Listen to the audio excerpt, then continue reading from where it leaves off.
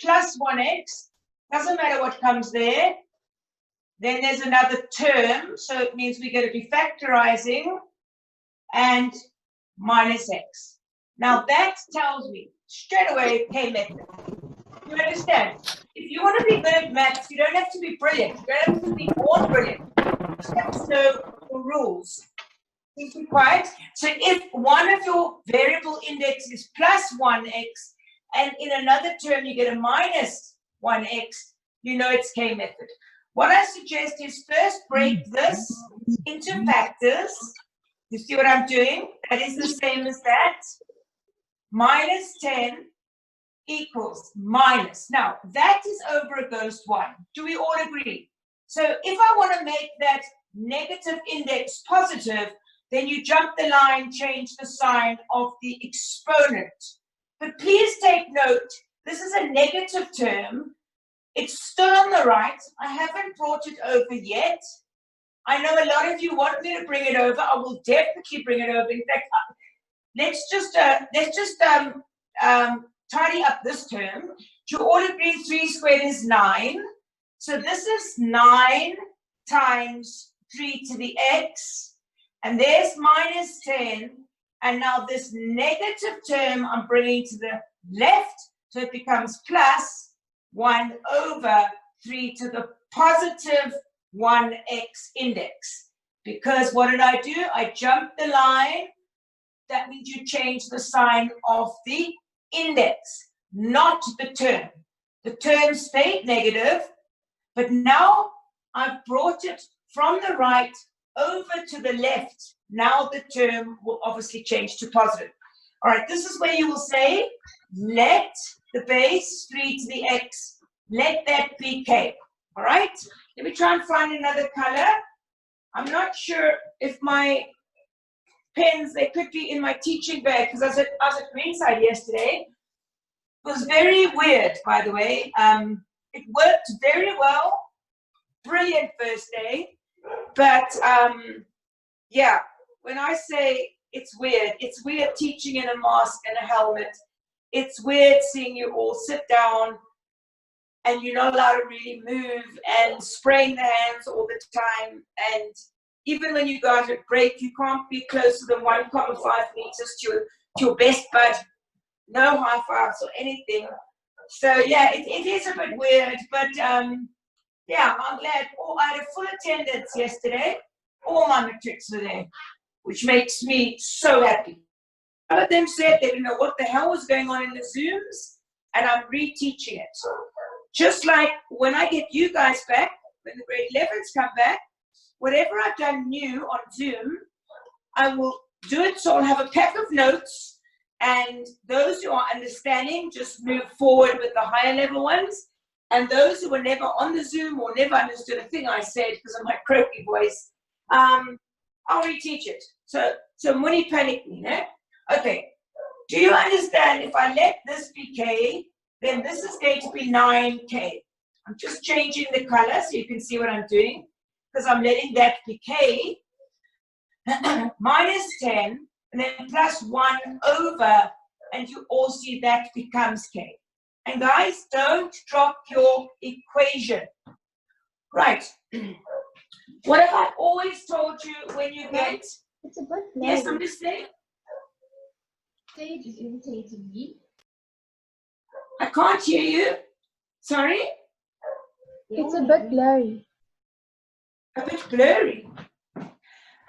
That's your Wi-Fi. It's clear on my side. Yeah. Okay, I'll move now in a second. Sorry, guys.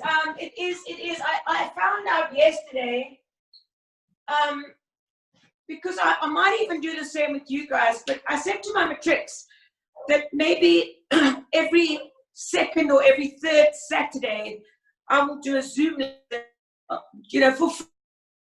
to just, and I might do the same when you guys come back. And we just wanted to work out how much money a Zoom lesson costs. And I didn't know this, high resolution or lower resolution. So the lower resolution is going to be a bit fuzzy, but For a 40-minute Zoom, the higher resolution is about 100 Rand, believe it or not, data, and the lower resolution about 60 Rand per lesson, unless you have Wi-Fi. So, excuse my voice, we'll make a plan, don't panic. All right, you know what I'm always going to do when I have fractions and equations? Use your ghost 1, and then go into an LCD. Do we agree the LCD is K? And you agree my restriction is K cannot be 0, or this equation becomes undefined. Now remember, the question is to solve for X. So when we eventually get to X, if you get X equals to 0, don't say no solution. It's K cannot be 0. And what is K? 3 to the exponent of X. So don't get confused. All right. I think my voice is going to just get worse and worse. I must try this honey with water because I'm teaching in the tech center and it's a very big room and they've spread out the students and I'm teaching through my mask and helmet. So I really have to shout. So I've got a feeling it's going to come to a point where my voice will go away for a while. I'm hoping not, but anyway, I'm trying my best. If you divide 1 into K, do you agree it goes K times? So times the numerator by K. So I'm moving up here. Do you agree I'll get 9K squared? All right, then minus, so I'm moving from there up. If you divide 1 into K, it goes K, so that's minus. Now, I know what you're thinking. If it's blurry now, it is now the pen, not you. Let me just quickly get my other pens. Yeah, right here. Here we go.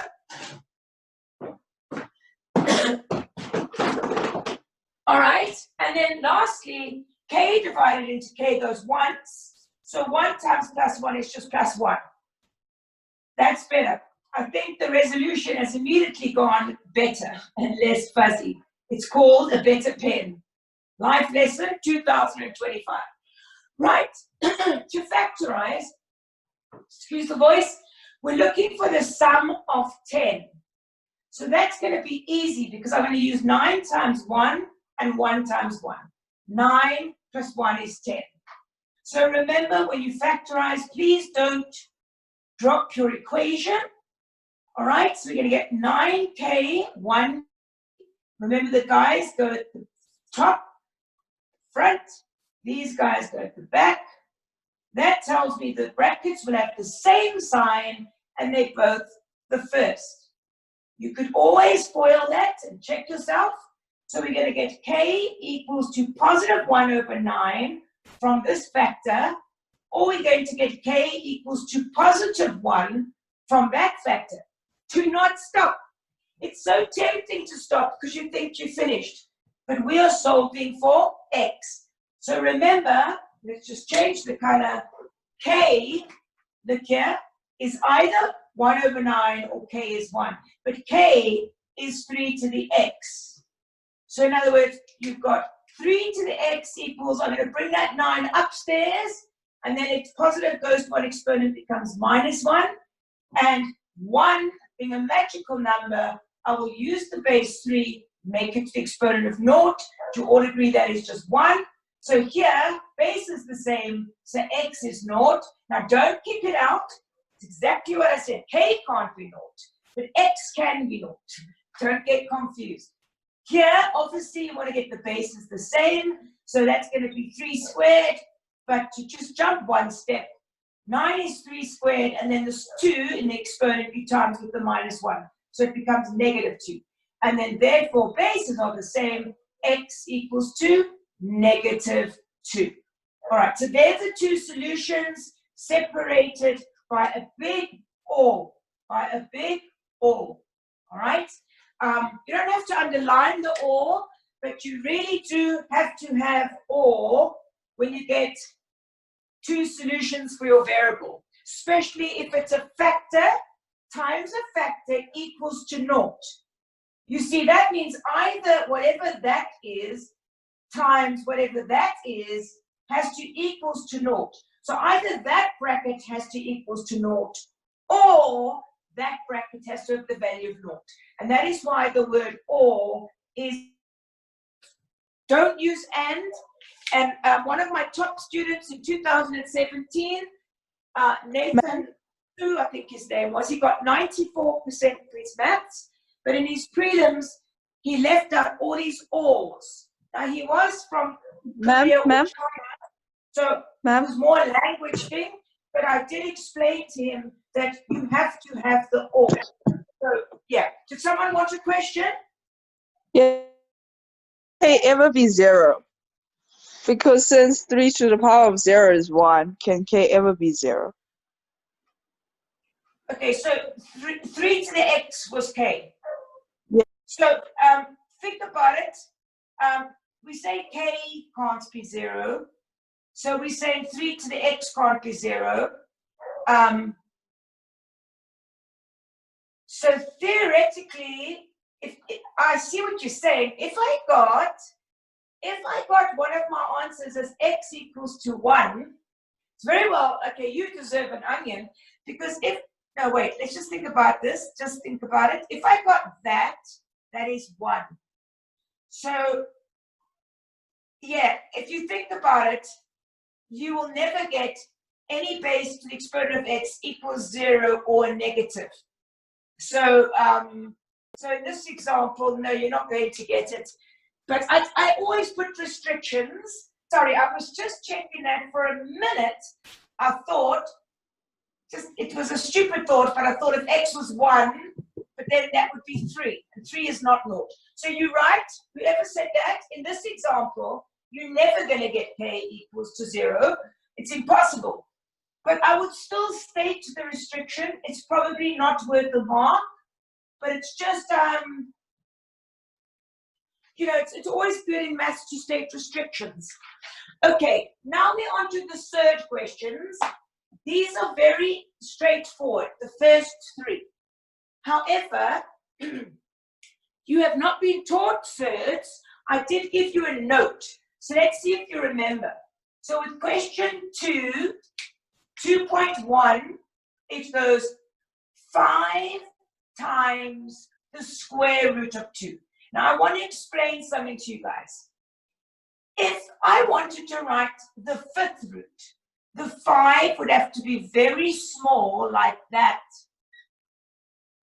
If the 5 is joined by a dot, or doesn't even have to be joined by a dot, but if the 5 is the same size font as the value inside the radical, then you know it means 5 times that. And that is therefore a square root. Do you all see the difference? All right, so that is 5 of these things minus 3 of the exact same things. Remember, if you don't see a little 2 there, you know it means the square root. So think of it as 5x minus 3x. The answer would be 2, but we're not doing x's, we're doing surd 2. So you can add or you can subtract like surds. Just to remind you, we haven't done it at school, only on Zoom. A surd is a number, for example, a non-perfect square under a square root. What do I mean by that? If you have a perfect square, like 4, under a square root, you can square root it because it's a perfect square, and you get, voila, your answer. So that is not a surd, but that is a surd, because this is going to be 1 comma, and then you'd have to round this off, okay?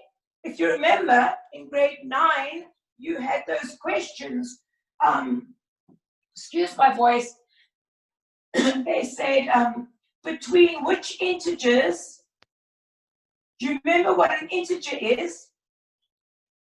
They said between which integers would you find, for example, surd 7 and let's say surd, let's just go 10. and they said no calculator.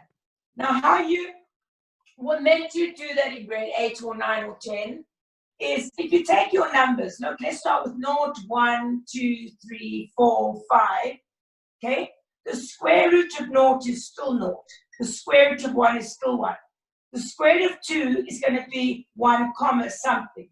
The square root of 3 is going to be 2 comma something because it's between 2 and 3. Obviously, the square root of 4 is 2. All right? Oh, which, let me go back. If the square root of 4 is 2, then the square root of 3, sorry, is still going to be 1 comma something. But it would be a higher, if this was like 1 comma 1 something something, this would be like 1 comma 9 something something. I'm just totally guessing. The next perfect square after 4 would be 9. So the square root of 9 would be 3. The next perfect square is 16, so that would be 4. So the square root of 10, which is a decimal, which would be there, okay? Do you see that? There would be between the integer 3 and 4, and the square root of 7 would be between the integer 2 and 3. So it's quite closer here. So I would predict without my calculator, that would be like 2 comma maybe 7, 9 or 2. Let's so that is what a surd is. Let's just have a look. So if I go square root 2, no, sorry, I want to do square root 7. Stupid me, sorry. It is 2 comma 645. Okay, a little bit lower than I said, but I knew it was, you see, the square root of 7 is closer to 9 than 4. So that's why I knew it was more than 2 comma 5, but I was guessing it's actually 2 comma, yeah. Anyway, you must remember those questions when you were in the lower grades.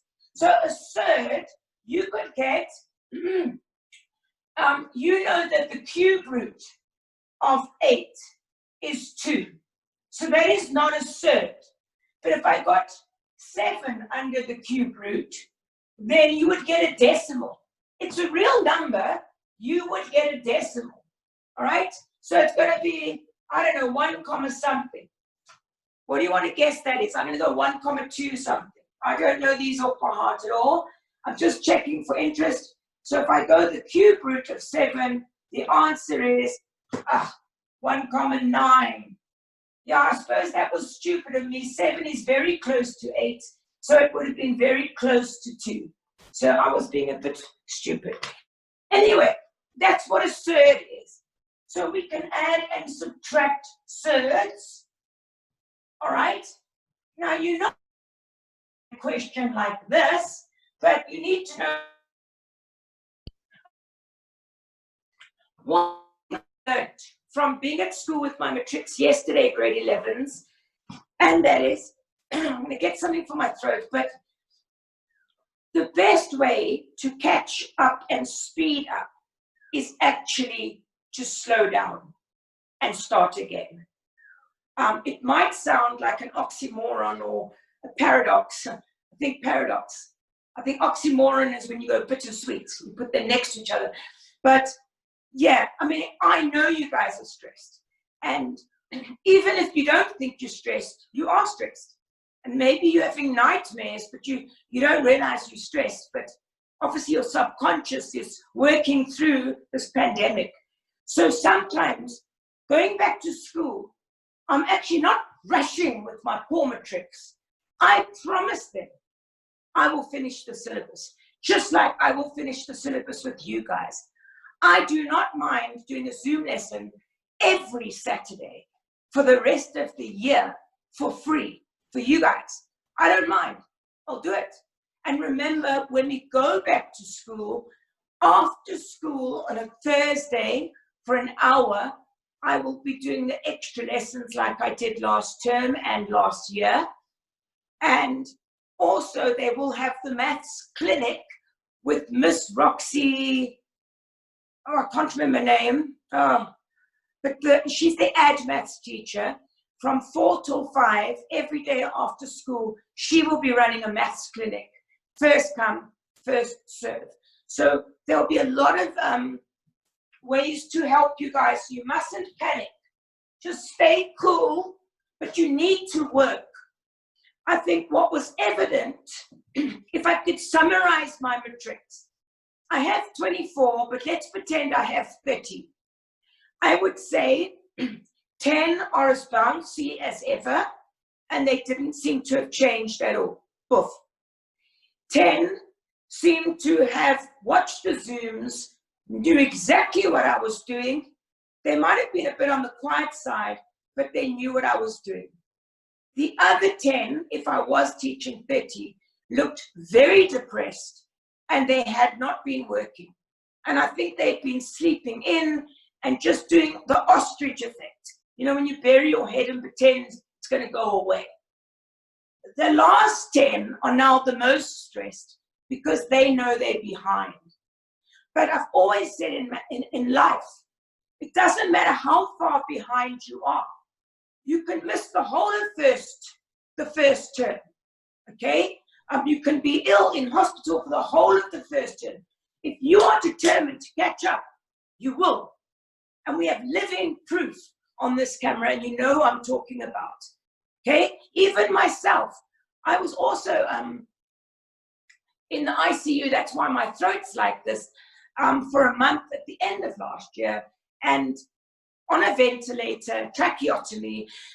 I could hear the doctors saying, is she going to make it? They were talking about me. I was in a coma, but I could hear everything they were saying. And I knew it was like, I was on a fulcrum of living or dying, but like, it was like thinking of my own kids, you guys. That's what actually made me say, damn this, I'm going to survive this. And I did. And as I say, you will survive this, so don't panic. All right, I know that was a bit of a motivational chat, but I realized my matrix needed to hear that. For a double yesterday, I actually just had to motivate them. And today is the day of teaching. All right, 2.2. You've got 6 surd 3 plus, that just means you have 1 surd 3. And then you've got 2 of those surd 3s. So that is the equivalent of being you've got 6A plus 1A plus 2A. So 6, 7, you'd have 8, 9, 8. But A is not A is surd 3. So do you understand? Because these are like surds, you can collect them, and that's just a ghost 1. There's my ghost. So we have 6 plus 1, which is 7, plus 2. So that becomes 9 surd 3. All right? Then this 2.3 is very easy, but you've got to know this rule. Otherwise, you can't do the examples that I'm going to give you in grade 11. That if you have unlike surds, they're not the same. They're both square roots, but they're not like. It's like me going, I've got A, let's go to B. Do you agree? If I said plus, you can't add that. If I said plus here, you could do nothing. If I say, what is surd 2 plus surd 3? The answer is surd 2 plus surd 3. But you can't add or subtract unlike surds. But if it is multiplication, remember I've always said, multiplication brings things together. So that means you can multiply unlike surds under one roof. So that would be the same as the square root of 6. If I say no calculator, do not go into decimals. Because what have you done? You've used your calculator. All right. Do you notice these are both square roots? So they've got to be the same surd. You can't, like, if that was, let's say, the cube root, and that's the square root, then obviously you can't do that. So they have to be like both the cube root. If they're both the same, cube, even if they're different, as long as they're the same surd in that sense, the same radical, should I say, then you would say it's the cube root of 2 times 3, which is 6. But the one I gave you had no number. And if there's no number, we know that means the square root. Now, you're not going to get an example like that. But if you remember, we actually, yesterday, or the day before, maybe it was Friday. I can't remember the exact question, but you remember it was something like, you got something like a plus b to the half times a minus b to the half, something like that. And remember, that just means the square root of a plus b. Remember, the 1 goes there, and that means it's the square root. I've explained that if you have a base, and remember, bracket is one value, one term, one number, to a fraction or an exponent, then the denominator becomes the root. So, do you remember I did an example like this? And then I said, remember to put a bracket, because inside the radical, we call that the radicand, but it's one term. But then because they're both square roots, then do you remember I could say under 1 square root, and then I could times that. And then that became, look, that's the conjugate of that. Remember what a conjugate is? If you have a binomial times another binomial where the sign in the middle is the reverse. So if you FOIL that, do you agree you would get a squared minus b squared? But I want to, this is a good ending. You cannot square root terms. So this is not a minus b, right? Why? Because that is a bracket. And it means you have to subtract b squared from the a squared. And in that example, they're unlike terms. So because you cannot subtract b squared from a squared, you would leave your answer as that. You can't go further, all right? So the example we had numbers, and we actually got a much nicer answer. But you see, that's more like the level of grade 11. So you've got to know the basic concept. If you get different surds, just like that base is not the same as that base, because that's plus and that's minus, but they're both the square root. Do you remember I said you can multiply them under one roof? And that is a very important rule for the higher level questions. All right, I know I'm going a bit slow, so let's speed this on. Okay, I hope I haven't lost anybody. The next question, okay, now they start getting a bit harder. Okay, we've got the square root. Now inside the radicand is p minus 3 in a bracket to the exponent of 3 times, now you have the square root. So check, I've got a square root in a square root. Yeah, right, yes. Okay, and then that is in a bracket the radicand p minus q. Now, can I suggest we put all the ghosts in? What do you mean by ghosts, Mrs. Holmboe? Well, I'll tell you what I mean. That is the square root. That is the square root. That has an exponent of 1. I'll tell you more. This 2.4 is the number of the question. Just in case you thought it was part of the... You have 4 minutes. Yeah, I'm listening. 4. Okay, now watch. Start inside. So leave that for now. All right? Now, you could do it simultaneously, but I just want to show you, take it slowly. Do you see that if you divide the power, you get the bracket p minus q? To get rid of this, do you see it would be to the half, like so. So I'm going backwards. Now, just very quickly, that's something times something. So I can square it. It's like if you have 25 times 9 times, I can go that's 5 times 3. But if it was 25 plus 9, then that becomes 34, and you can't square root that exactly. But if it's times, you can square root. So because, sorry, that bracket times that bracket, then you're going like this. So you've got p minus 3 to the 3 over the 2. And this would be times p minus q, divide. So now if you take a half and divide a half by 2, it's the same as tip and times. So you see that becomes now 1/4. Now these are different bases, different exponents. Sorry, that is 3/2. So you actually can't go any further. You cannot go any further with that question. The last question is similar. You've got the square root of the square root of x. Put the ghosts in. Exponent of 1, square root, square root. Where do we start? We start with the inside. So how do we get rid of the radical? Divide the exponent. So that becomes x to the half. How do I get rid of the radical? Take the exponent, divide it by the radical, which is 2, and you're going to get x to the 1/4. You might say, how do I know that? Well, I just did it there, didn't I? If I had a bracket to the exponent of 1/2, and I took the square root, I divided it by 2, which makes it times and tip.